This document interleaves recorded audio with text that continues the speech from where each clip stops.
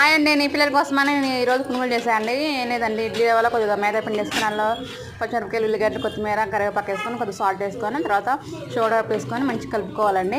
అందులో వాటర్ అయిన అవసరం లేదు, ఆల్రెడీ ఇడ్లీ రవ్వ తడిగా ఉంటుంది కాబట్టి అలా వాటర్ కలుస్తాయి. అంత మంచిగా కలుపుకోవాలి. పక్కన ఆయిల్ అంత మస్తు ఇంకా ఆయిల్లో వేసుకోవాలి. చిన్న చిన్న పునుగుల్లాగా ఆయిల్ బాగా వేడిగా ఉండాలి. కొంచెం చిన్న చిన్న పునుగుల్లాగా వేసుకోవాలి.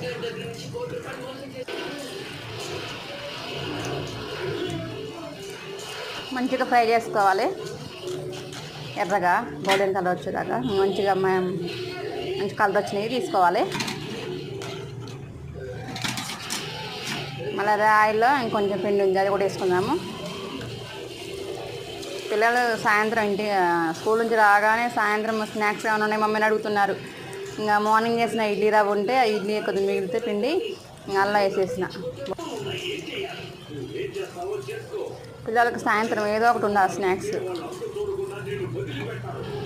అన్నం తిన్నా కూడా అన్నంతో పాటు ఏదైనా ఒకటి ఉండాలి స్నాక్స్. పునుగుల్లా వేసుకొని పల్లి చట్నీతో పిల్లలు కమ్మగా తింటున్నారు. చాలా టేస్టీగా ఉంది. నేను కూడా ఒకటి 2 తిన్నా, చాలా బాగున్నాయి.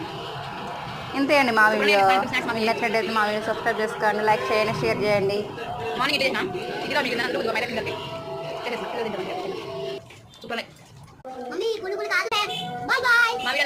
లైక్ చేయండి, కామెంట్ చేయండి, సబ్స్క్రైబ్ చేయండి. By by.